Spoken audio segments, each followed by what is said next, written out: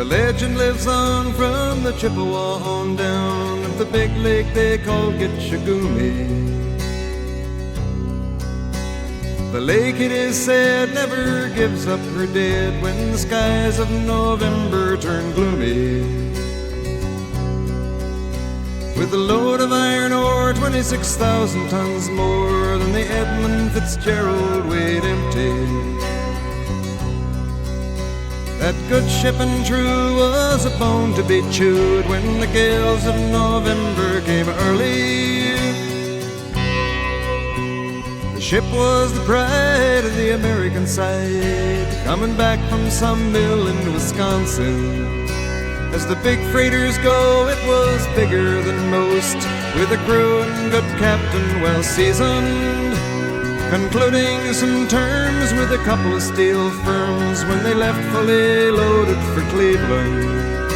Then later that night when the ship's bell rang, could it be the north wind they'd been feeling?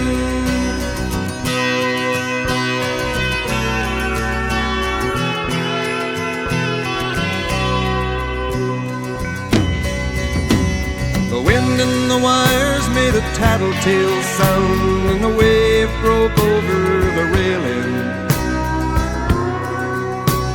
And every man knew, as the captain did too, 'twas the witch of November come stealing. The dawn came late and the breakfast had to wait when the gales of November came slashing. When afternoon came, it was freezing rain in the face of a hurricane west wind.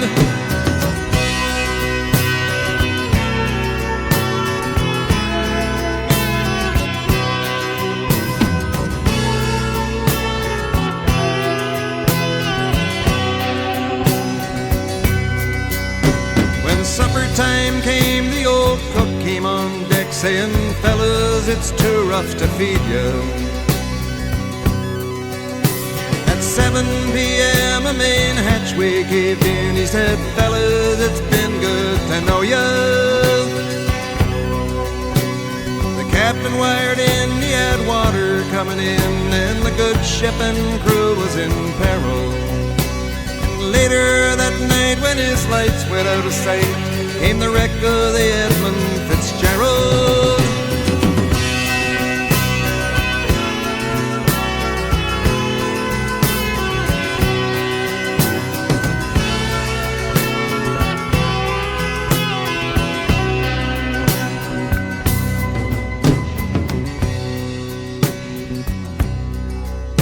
Does anyone know where the love of God goes when the waves turn the minutes to hours?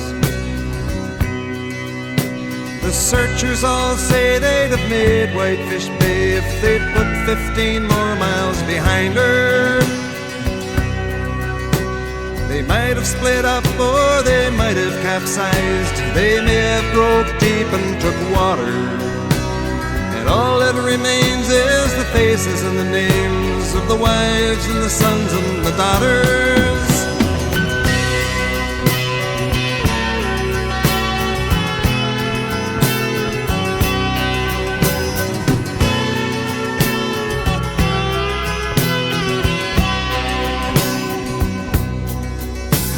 Lake Huron rolls, Superior sings in the rooms of her ice water mansion. Old Michigan steams like a young man's dreams. The islands and bays are for sportsmen. And farther below, Lake Ontario takes in what Lake Erie can send her. And the iron boats go, as the mariners all know, with the gales of November remembered.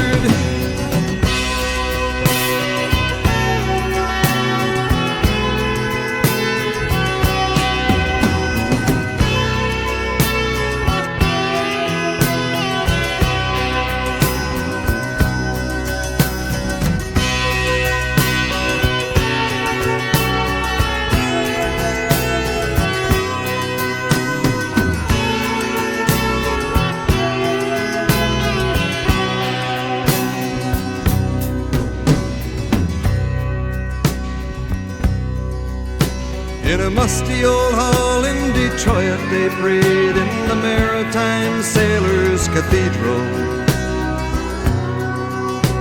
The church bell chimed till it rang 29 times for each man on the Edmund Fitzgerald. The legend lives on from the Chippewa on down of the big lake they call Gitchagumi. Superior, they said, never gives up her dead when the gales of November come early